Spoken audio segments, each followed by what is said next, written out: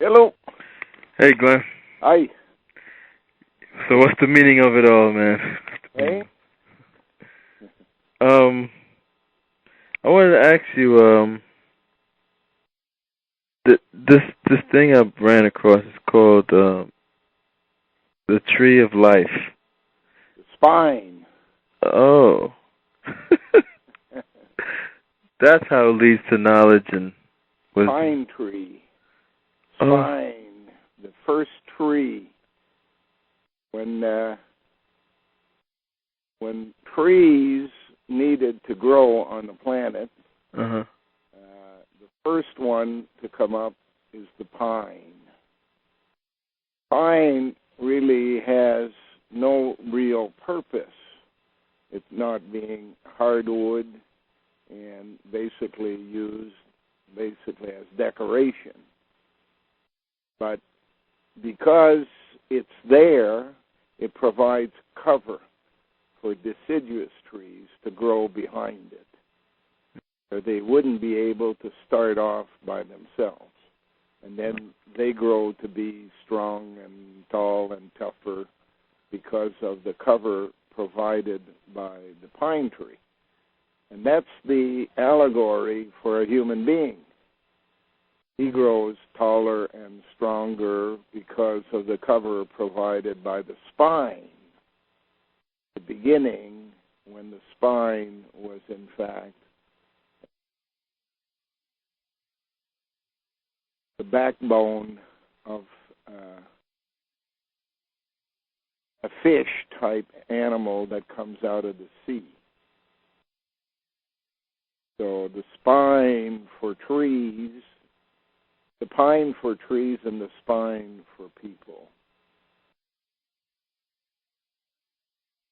Interesting. There? Yeah. Hello? Yeah. Yeah. That's interesting. Yeah, because I'm looking, because that's included. They talk about this tree of life, and all the religions they mention it. So mentioned, like in the Kabbalah.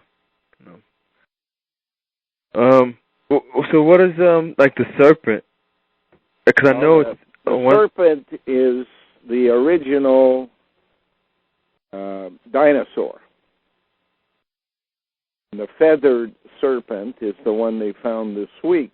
The flying dinosaur. The little one, 4-pounder, who used to climb trees. And eventually from climbing it started flying, right? Yeah.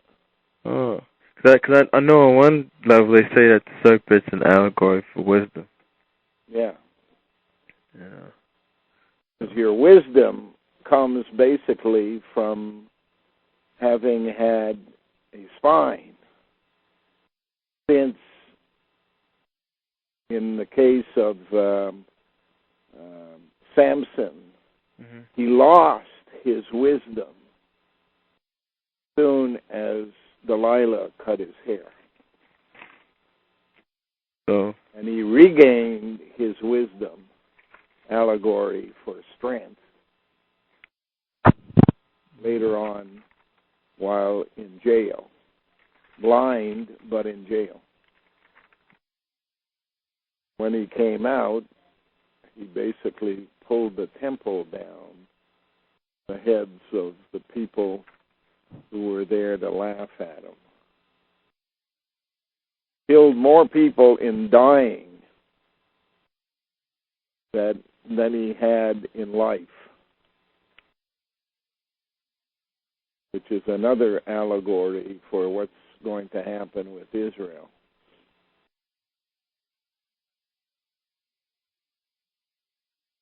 Going to be more people in the Middle East dying than have ever died before.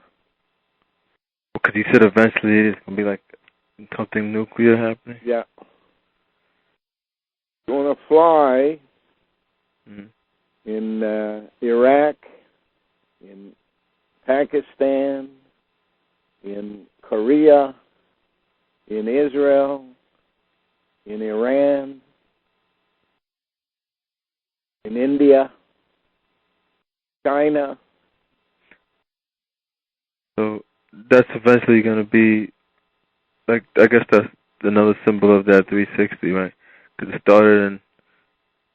Well, it could be the allegory of rocks falling from the sky, and it could be just part of the destruction, the total destruction during the time of the nova. Mm-hmm. Got to happen. Starts in the mountains. To read the story of Armageddon. Mm-hmm.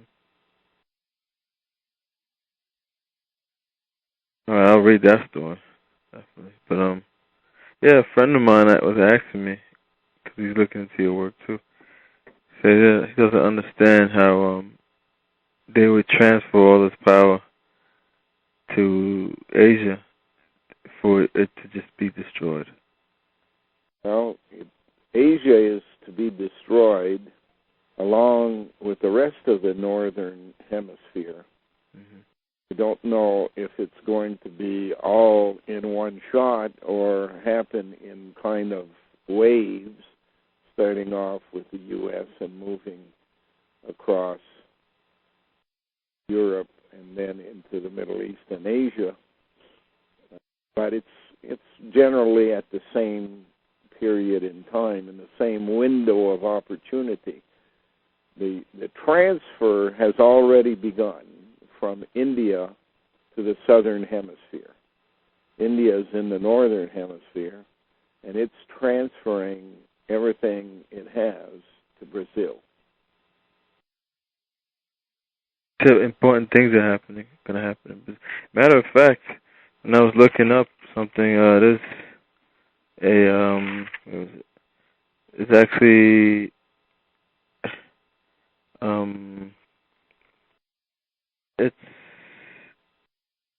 there's a place in Brazil that starts with that Frank, or I forgot exactly what was it called. It was called down. We have the statue of Christ with open arms. Oh, the Redeemer. His name is Christ the Redeemer. Mm-hmm. Redeemer is the guy who cashes in the chips. Yeah, brings everything back. Yeah. Oh. And the spine is the Andes. And the Andes is an allegory for DNA. And it runs all the way down to Antarctica. If you look at the shape of Antarctica, where it comes close to South America, it's like the tailbone.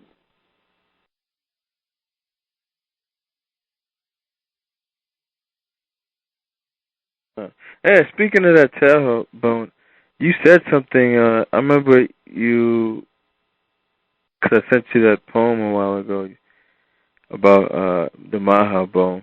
Yeah. And you said, I guess you were giving me a hint, though. You said, because next to Prince Hall, you put Mikhail. And I looked up Mikhail.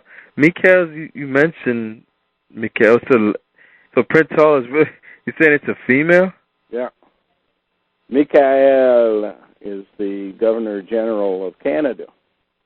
Oh. That's how they spelled Michelle Obama's name today on BBC. Get the Michael. Oh, man. Yeah, I've seen her given on actually a cover of a magazine. You see, it's like all over the place. The magazine, she's given the 5 points of fellowship. Some people call it the devil hand sign. Yeah. She's like giving it like discreetly, like it's she's not like putting it out like George Bush did, but she's doing it like she did it clearly enough by walking into the White House last month there with a black dress with a red front. Yeah, the widow, black widow. Oh man, you think she knows? She doesn't have to know. Her piggy knows. Oh. Her piggy's riding piggyback and making the decisions for her. It's the basis of a Manchurian Candidate. It's the Neanderthaler, having shrunk himself in size, rides basically in his carriage, and the carriage is a male with a female veneer cover, and he's basically up in the neck area, just below the brain, above the spine. You said that the like when you're not willing the will, that it'll make you feel depressed. Yeah, it has. There's a group for females. These females. It's called REIN. REIN. REIN. REIN. Yeah, and that's what a jockey holds onto. Mm-hmm. The reins. Yeah. So if you pull on one rein, mm-hmm. you get chemistry from the endocrine glands that make you feel good. Pull on the other one, you get chemistry that makes you feel depressed. Mm-hmm. I see that, like, with myself. I get sometimes I get depressed, man. Yeah. And I'm trying to fight it. What you have to do is get outside. Depression works best indoors. So you got to spend some time in the park, starting to feel that. Breathe deeply, and it goes away. Because Piggy is not used to fresh air. He lives in caves. Oh, man. Yeah. Oh. I still got out, I'm not totally caught up with this information. A lot of, with the, like... It takes a while. There's a lot of stuff there. Yeah. A lot of stuff. I just want to be able to, like, in the future, to elaborate it. You will. Somebody. I can, the only people I can really understand me are people who already, been researching and searching. So, yeah, I'm looking up, like... You'll gain confidence, and you'll be able to basically direct a conversation, because people will stop along the way and say, how come this guy knows so much? Yeah, people do that. Some people are like, where do you find all this stuff out, man? Because I'm talking, everything I talk about is just not what they usually talk about. It's things they never thought about. It's not they didn't know, because everybody knows intuitively. But because they can't make sense of it, they don't deal with it. They just push it back. But all of a sudden, when you start putting the words to the story, then it basically gnaws on people. Mm-hmm. You may not believe the first time, the second time, or the third time. Eventually, it just doesn't go away. That's why, like, when I heard you on that other show, those guys who called you up, I was like, at least, the people who listen to that show, at least they can hear it, and it'll sink in, maybe. Yeah. I don't know. Can't hide from people who try to put you down or disbelieve what you say, or try to associate you with something bad. You have to basically speak reasonably and leave it up to functioning brains out there to figure out who's right and who's not. But you're never going to win over the majority of people. Oh, yeah, it's not a popularity contest. I've heard that, Matt mentioned before, like the truth, is never popular. No. Yeah. No. Majority of people believe what they hear on the news. Yeah. The news is made up by the media for the purpose of misleading you. So, Right. I mean, they probably have a head start of 85% of the population that you just can't affect. And in order to affect people, you normally have to get an opportunity to repeat something often. So the media gets a chance to repeat, those conspiracy theorists every day. Yeah. So that's in the mind of people. Mm-hmm. That's one of the things they come up with automatically if they're programmed by the media, those conspiracy theorists. I suppose you believe in some kind of vast world conspiracy. That's what they tell me. Oh, my God. I have people tell me, you always think the government's out to get you. I'm like, it's bigger than the government. The government's at the front, man, but, Yeah, the servants of the controllers. Yeah. And so don't worry about that. You just present your case and you move on. And out of that, a small, tiny minority of people begin to think. Hell knows what the hell can happen when people start to think. Well, thinking today, I think it could be a little dangerous. In the end, it becomes your peace of mind. Yeah.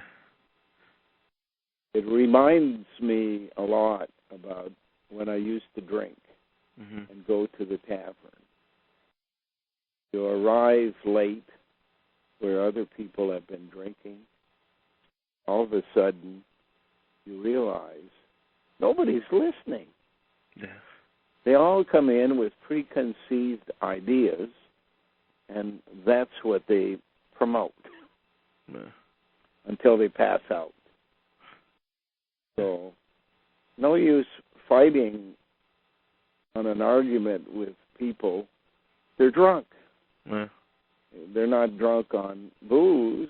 They're drunk on power. They're drunk on money. They're drunk on politics. They're drunk on religion. The word is transubstantiated. Yeah.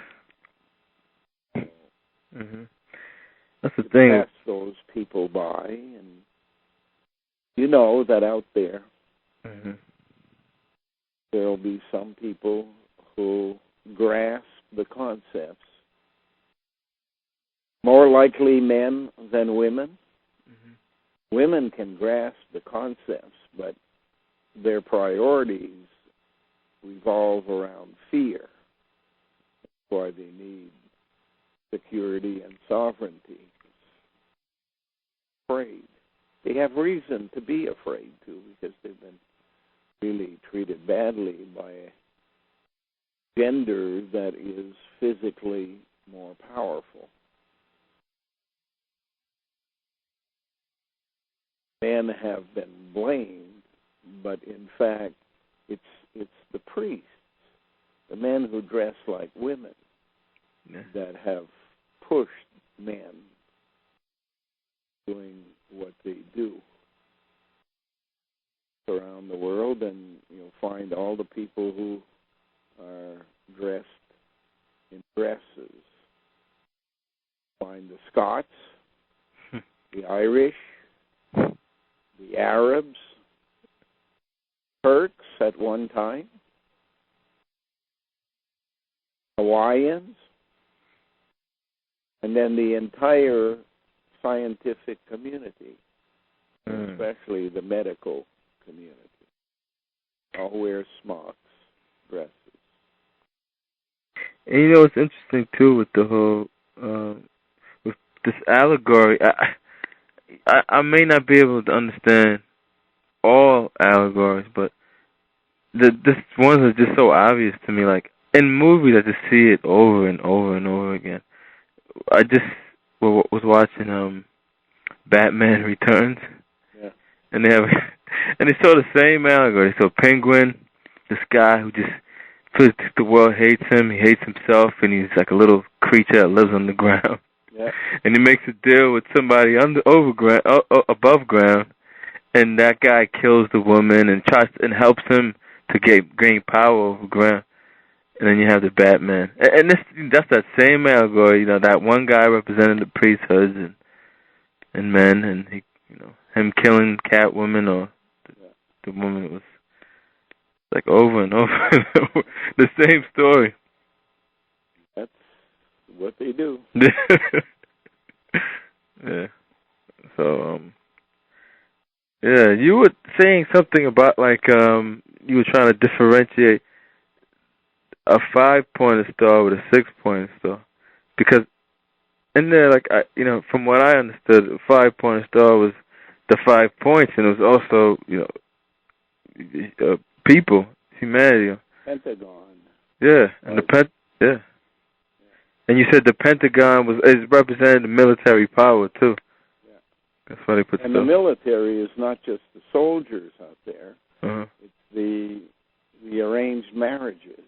Oh. The women that are basically Trojan horses inside your house.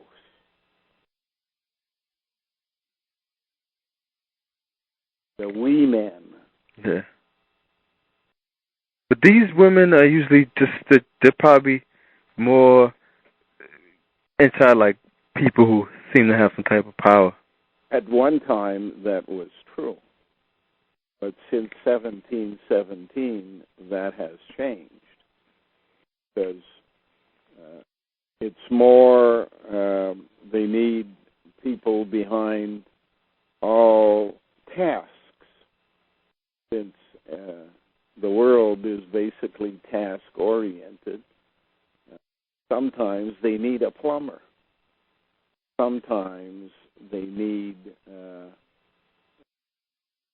someone who can get into the house, do cleaning. So you can't basically limit it anymore to a king with a wife. Be anybody. Oh, because I was thinking it would be people like who head of corporations. Well, that's at one time that's important, and presidents of countries and like George Bush Sr., his wife. I know definitely she is. Yeah, and she didn't even complete school. You know, she comes from your area there. Oh. She's from the Pierce family of Rye on Long Island. Isn't there a story called Catcher in the Rye? Right? Yeah. Is that an allegory? Yeah. What's that an allegory for? Well, it's coming through the Rye and Catcher in the Rye. It all has to do with the flood coming on shore. Rye is God. Why? Because R-E is basically Ray, and it can be R-E or R-A with a Y beside it. It's the sunbeam, the sunshine, and at the same time, it's the perfect slave. Barbara Bush comes from that area of Long Island.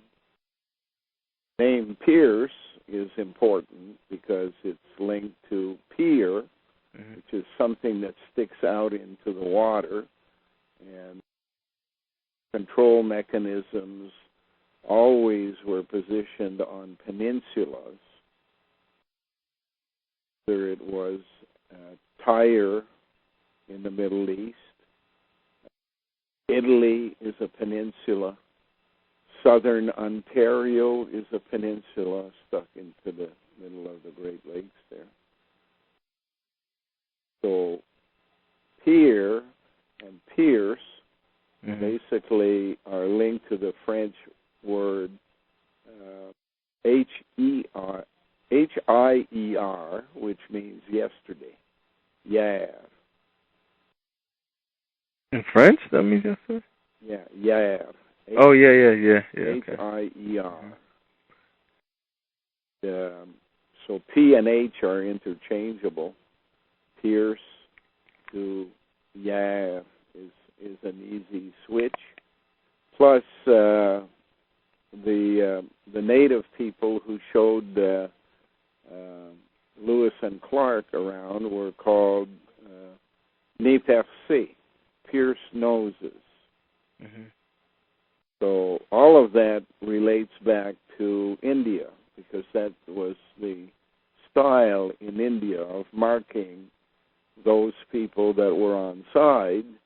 They wore some kind of pierced thing, either through the nose or through the ear or through the lip or what have you. Uh-huh. French sailors were the first males to wear earrings, pierced earrings. Oh, so that whole piercing the ear was all symbolic of... Yeah, all symbolic of it, all coming from India originally, going through the native people of North America. Oh, that's in the movie, I think. Oh, so you said it's used to basically differentiate who's on the team? Oh. Yeah, it's like the dot in the middle of the forehead. Yeah, the unicorn. Yeah. And some people think that it comes from somebody pointing at their forehead and saying, there is no job for you. But that's not it. It really is, I'm on side, stick it here.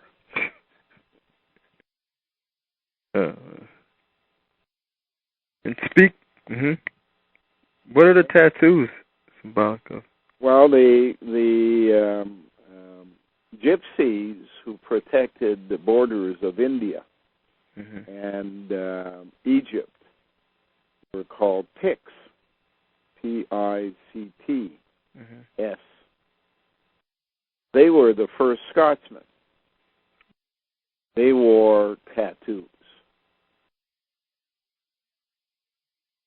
So if you go by the phonetics of it all, you have A-T at the beginning, which has the phonetics 8, is the male. 2, the second male. The 2 O's making a number 8 as well. So what it's saying is there will be a second version of male, and it will be female. It will have these 2 O's, these 2 breasts, will be the second time around. So they would do it by piercing the skin with a needle and paint. Therefore, tattoos. There's also a military tattoo. Is basically parade, general show of force, their return journey. To basically say that the entire military is on side. Tattoos are important when a person is unconscious and in the hospital. The doctors know by the tattoos that they should save that person, make every effort to save that person. Whereas the same might not apply to a person without tattoos. Many women are getting tattoos now in some very inconspicuous places. Yeah, I know, it's like in the lower back. Yeah. I used to call them, I call them tramp stamps because it seems like they're more identifying marks for the system. Like, and every woman gets it, but they think it's, it's just it's a culture thing and being cool. They think it's stylish. Yeah. Fashionable. It basically says, I'm owned by Piggy.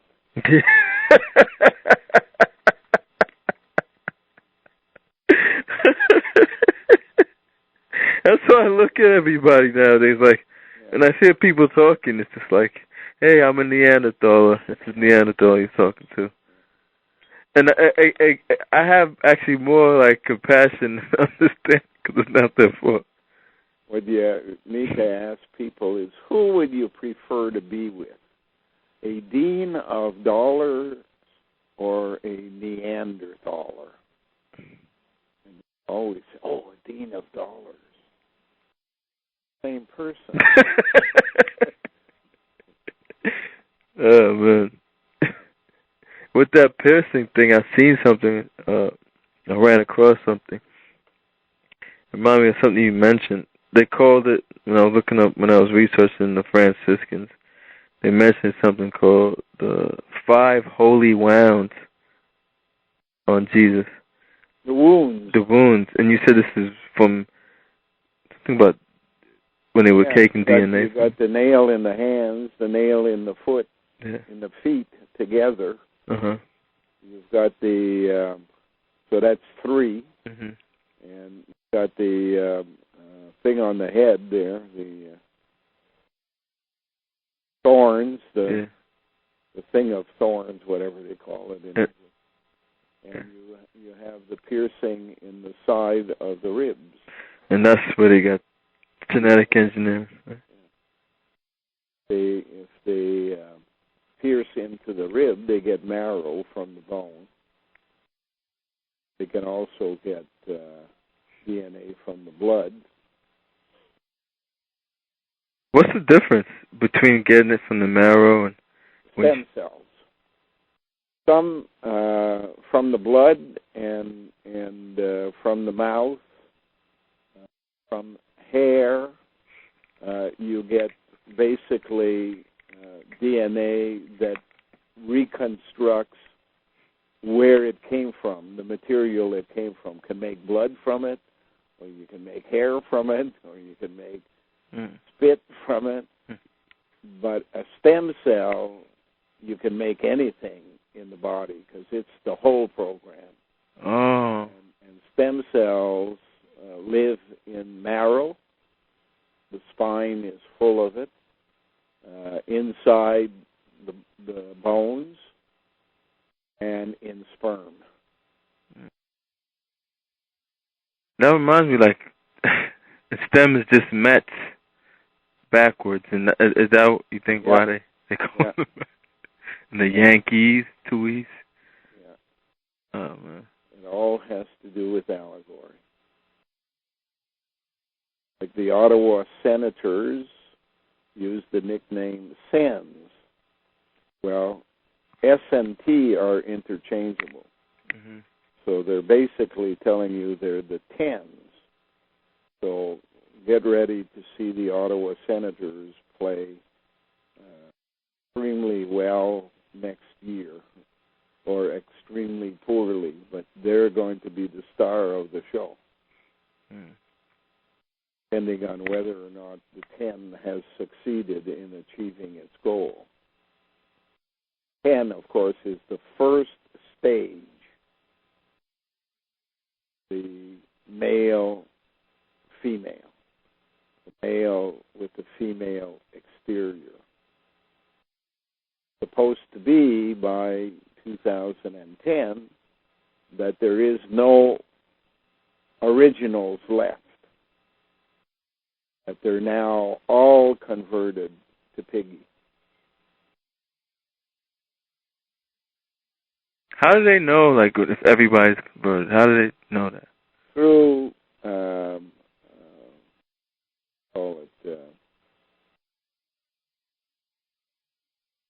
tests? No, what's the word? Survey?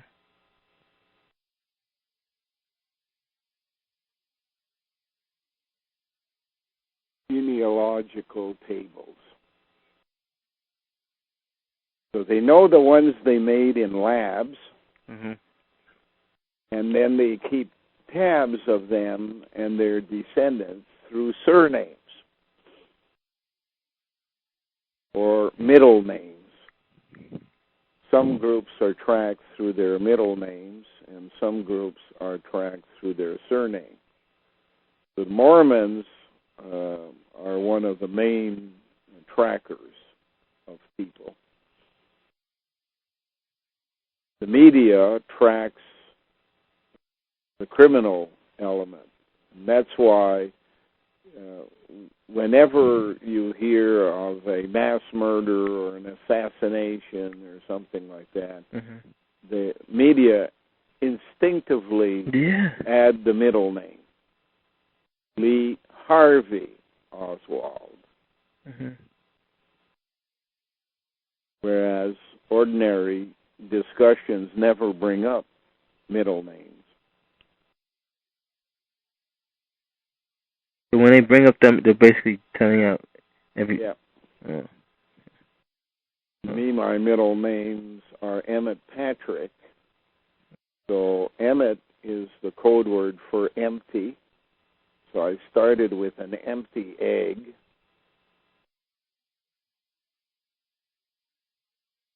Patrick is the tap. Open the tap. Make things happen. I don't have middle names. I don't have one. You don't have a middle name? No. No. That's weird, right? Yeah. What do you think that means? Well, probably they thought that your first name was sufficient. My parents made up my name. Yeah. They made it up. Because you see how it was spelled in the letters. I don't know anybody else that has that name. Well, they had a purpose in doing it. Yeah. What do you think their purpose was? When they made it up, they just took it from letters from their own names. Yeah. So they told me. And so they tell you. Yeah. So, I don't know. But I don't know. Maybe in Creole, it probably means something totally different than what it means in English. Have you ever read the? You know that the letter J is a D. Yeah. And you know that you have a D at the end of your name. Yeah. And you know that there's 2 in the middle. R-E means 2. Mm-hmm. So if you have 2 D's, one on top of the other, that's like a number 8. Then it says 2, so it's saying 88. So I'm a male, female. You are a male, female on the inside, male on the outside. What? You used to be a clan mother at the beginning. So was I. Yeah, but all males, like you said, they're byproducts of females. Hey? You said males are just like byproducts of females, basically. You say. Because we came from, because in the womb we all start off as female. From female. Yeah. We're all hermaphrodites when we were the original female. Then, through genetic engineering over time, they can make you male, they can make you female. They can make you any race they want, any shape or size they want. Because they have all of those instructions in the clan mother. You can have been born and died many times, each time collecting some experiences that you didn't have before, that in the end makes you stronger, more resilient, in the same way that rain becomes slush and then becomes ice pellets called hail. Steel starts off as iron and becomes steel, then stainless steel, and eventually chrome. So that's the whole purpose. We were not designed for such a short life, 110, 120 years max. Therefore, we cannot be toughened up in one life. So the DNA gets recycled. You live a life, you learn things, you experience things, you gather information, you die. That DNA is then put out again in another life, and you add to the information you had before, and you become more knowledgeable, and then you die and you start over again, and you can do it 1,000 times. Each time you are stronger than you were the last time. You've experienced more. That's why it's so important to have access to that information, and that information resides in the spine. That's the purpose of the spine, is to hang on to that previous knowledge, intuition. You paid for it in your tuition. Your tuition is your birth. So reborn and reborn and reborn, you paid your premium for having this information. If you don't access it, it's a waste of time.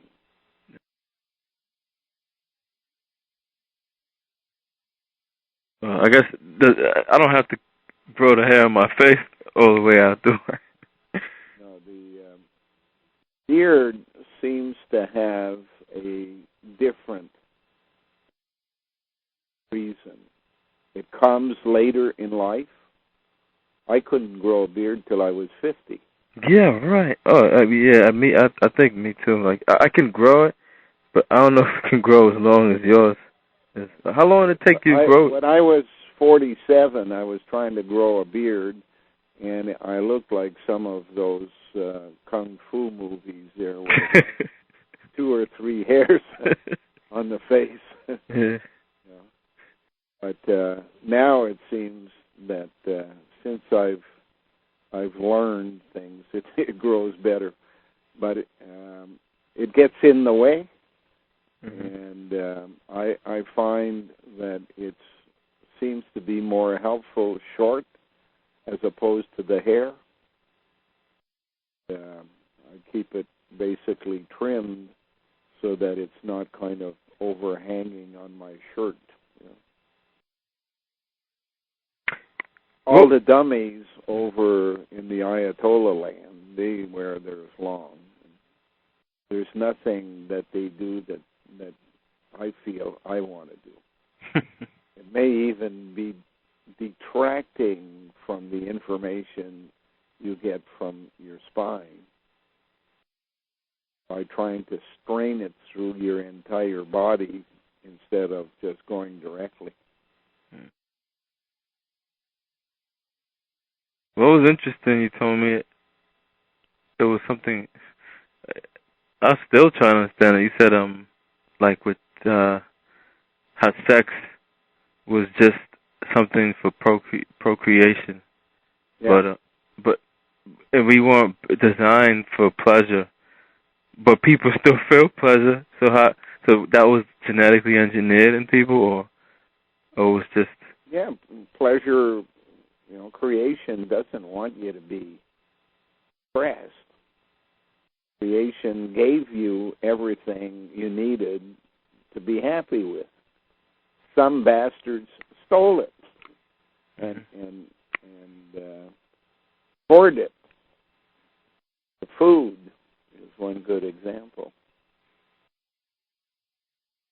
Therefore, you have less pleasure today than you were meant to have from just living. And therefore, when a woman comes in and gives you pleasure for the sake of pleasure, you notice. And that's what gives them power. Problem is they ain't women.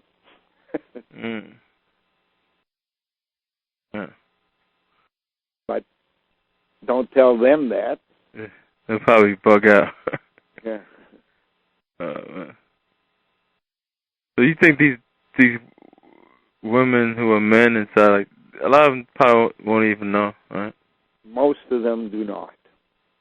Most of them haven't got a clue. They think of them as women who want the same things men have. So they create these groups like National Organization of Women now. NWO. One backwards, phonetically speaking. So it's all rigged. A few may know at the top. Most of them haven't got a clue. They just send in their donations. Never told anything. Oh, me, it's the opposite. I tell everything, and then people send me a donation. I say, all I need is chicken feed. But if people were to send you money, you couldn't even take it anyway because you said you'd get in trouble. Yeah. Damn, they put you in a position where, it's not that bad, I guess. I mean, when people asked me what they could do, I said, hey, in kind, I need hands. I need somebody to pass the vacuum cleaner in the house. I need somebody to cook some meals. I need somebody who's going to help clean the barn or take care of the animals or cut the grass or what have you. That's what I need. I don't need money in the bank. I'm not going anywhere. Yeah. If I had a used truck, that would be helpful compared to a small car. When you're on a farm, a car is useless. You can't carry wood in it. You can't carry hay or straw in it. You're basically at the mercy of somebody who's going to deliver. Yeah. Instead of being able to go out and price things and say, okay, who's going to give me the best deal and what wood have you got, that kind of stuff. Yeah. So a truck would be helpful. What I need for the project is a core sample of the ground here. And the best way to do that is to have a well dug. Dig a well costs $7,000 because the water is down underneath the big rock, which is got to go down 120, 125 feet to get to the water. But I need a well. It would be handy to have a well out in the field where the animals are so that I don't have to lug it by hand. All of those things could be done by people coming and doing things together. There are some people in the world that have a lot of money. They don't know how to spend it. Because they got the Neanderthal. They just know to put it away in the bank. Yeah. You see how it's so, rigged, everything. Yeah. They like to have a book with a large number, So what, you're going to die and the Neanderthaler takes it back. It's just a number in the head. That's the Do something. Money is a tool. Do something useful. Yeah. One guy called me up and he said, "What do you need?" I said, "I need chicken feed." So what do you mean you need chicken feed? That's what I need. I said, you don't have to send me a check. Here's the phone number of the place I buy chicken feed. Call them up, Give them your credit card number and tell them put, whatever money you want on CIPI's chicken feed account. And he did. He put $300 on the chicken feed account in January, so I had chicken feed for January and February. Even the sheep and the goats and the donkey like chicken feed better than their own food because they keep stealing it from the chickens. Yeah, something in that chicken feed.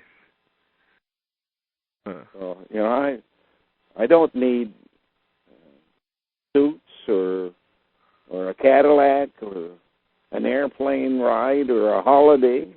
I'm perfectly happy staying where I am. All I need to do is find the 12 people who will come and help on all sides, helping on the farm and helping creating critical mass. You said you rent that place out too over there?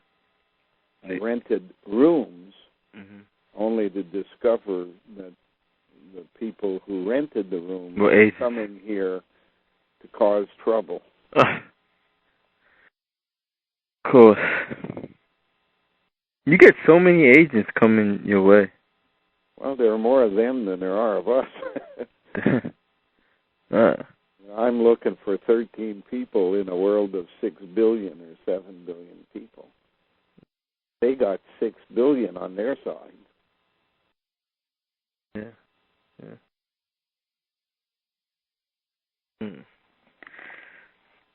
Right about that. Yeah, I want to ask, have you ever read the Kabbalah before? No. No? No, I know what it is. And I read about the Kabbalah, but I've never been in a group of Kabbalah students. I've been wanting to buy a Kabbalah. All it is the word Allah. And Kaaba? The K means the mission.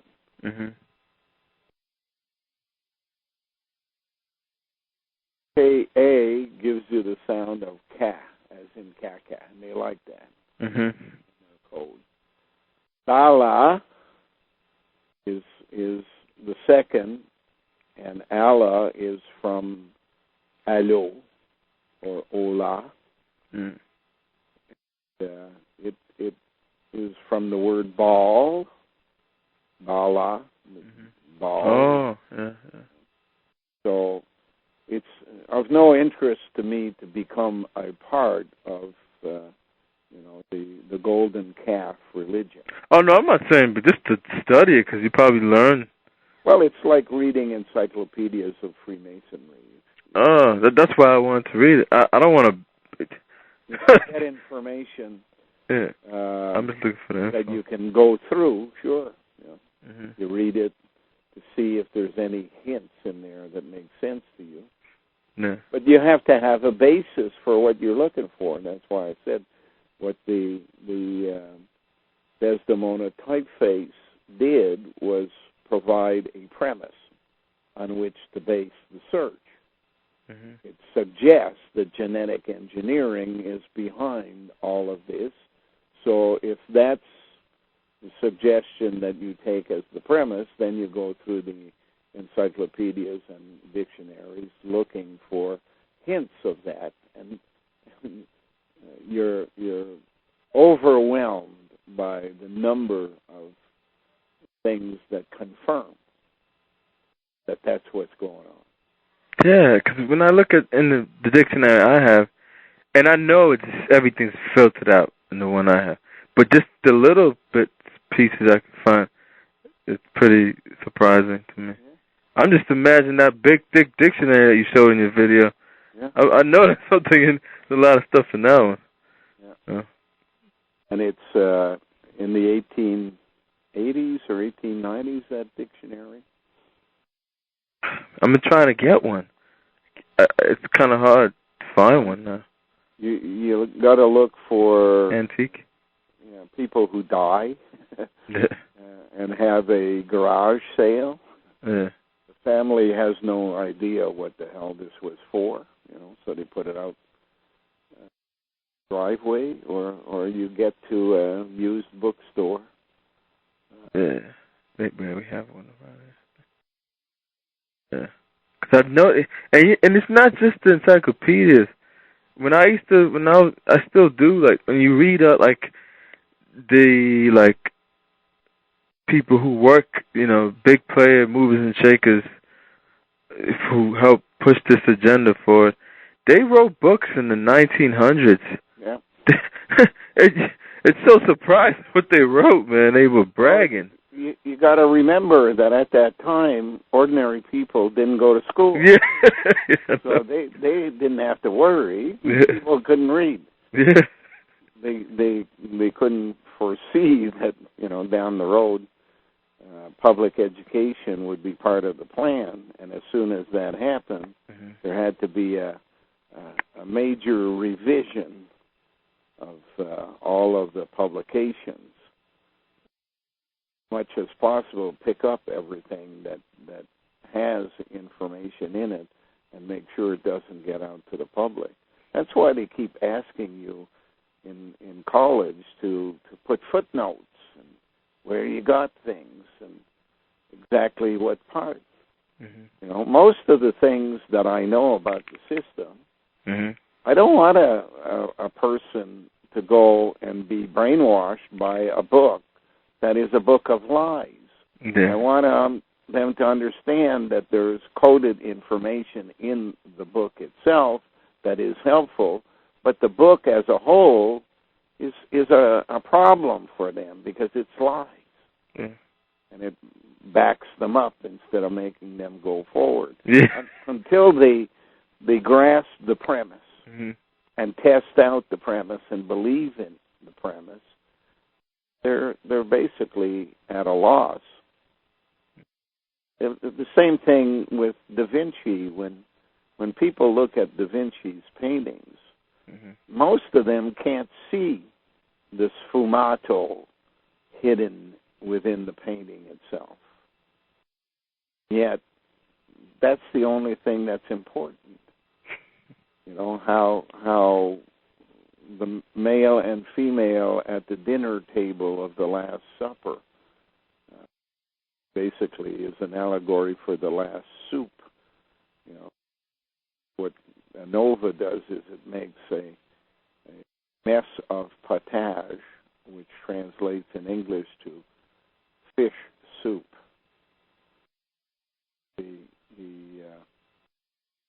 Male and female are basically leaning together in the shape of a V, which obviously the point is just below the table at about the hip level.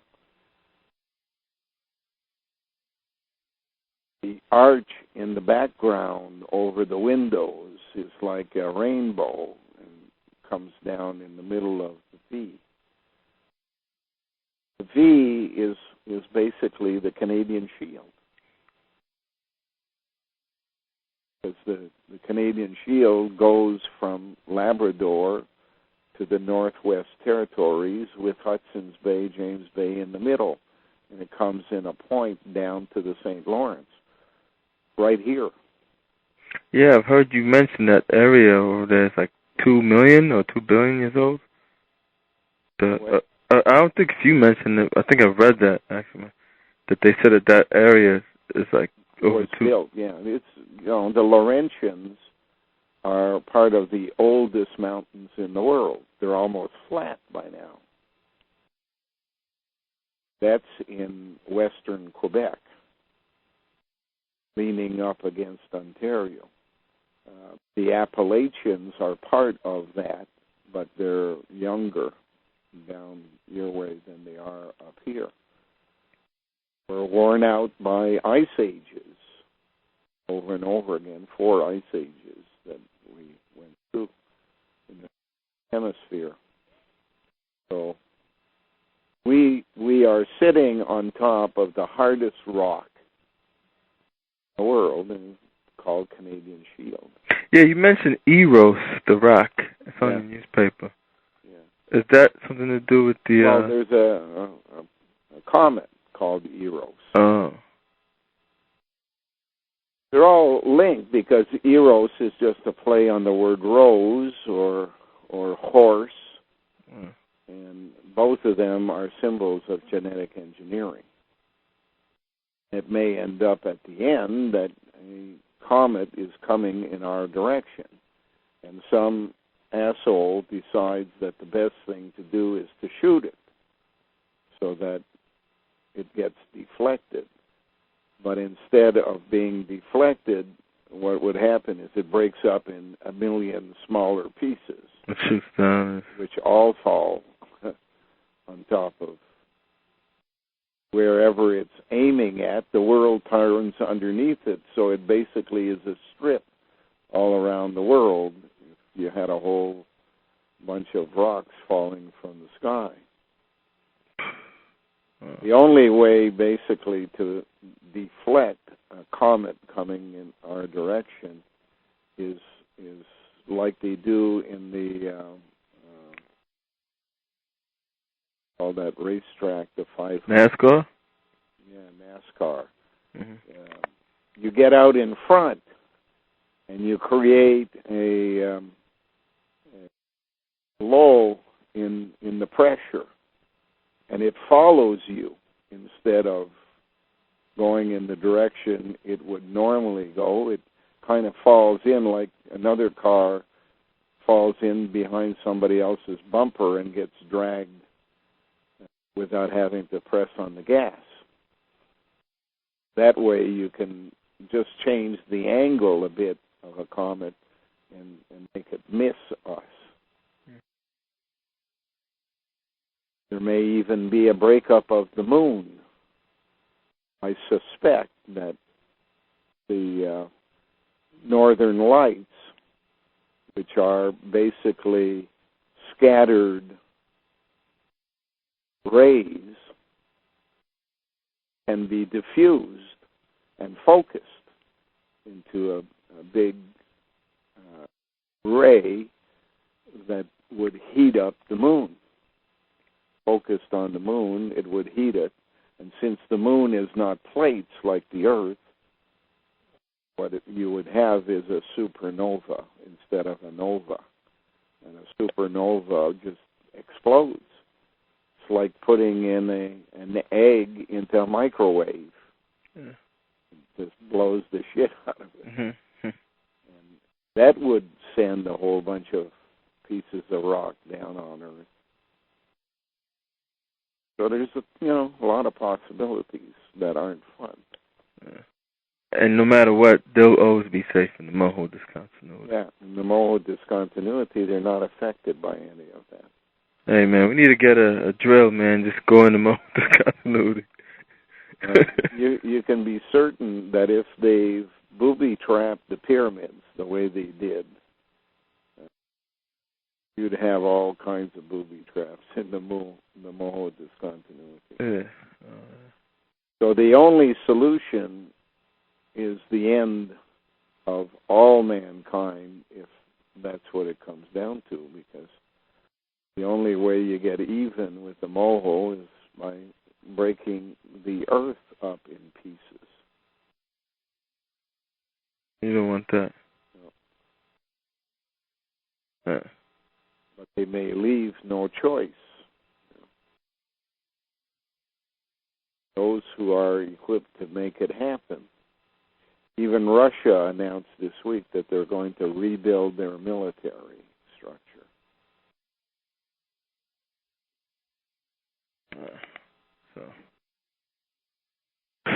Right now, I think the U.S. is the only one equipped with the arsenal of nuclear bunker busters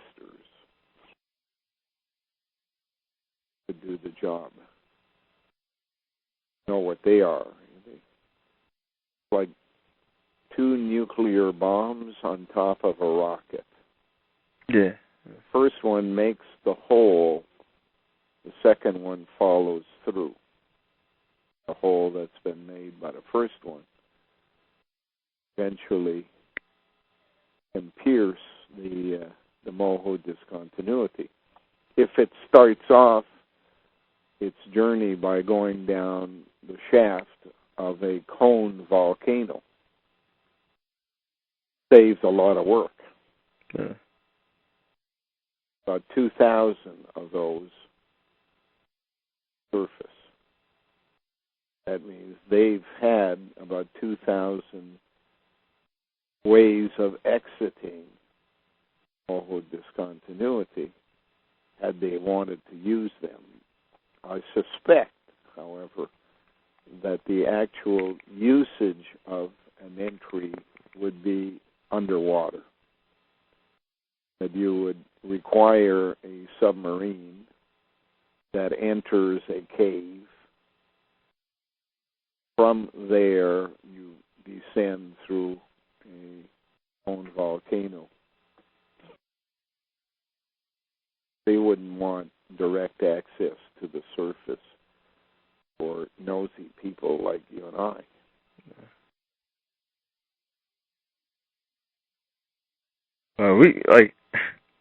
I think people like you and all of us searching, we deserve those people to face us face to face instead of hiding little, in the little caves or whatever.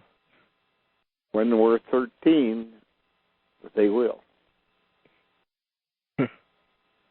Close encounters of a third kind there.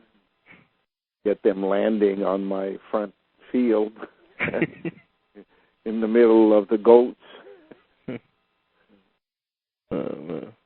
Coming to have a chat.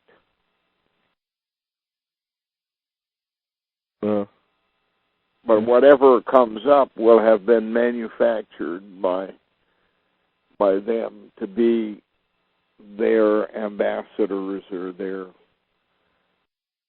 missionaries. Suspecting you're not going to see a Neanderthaler. They're probably all sitting in the tavern having a laugh over how they fool us all the time. I'm sure after all these years, I know it got old just fooling us over and over and over. Yeah. I mean, to me, it would be no joy in it anymore. Fooling people, just fooling them. Yeah. You're not as disabled as they are, I guess. When you're disabled and your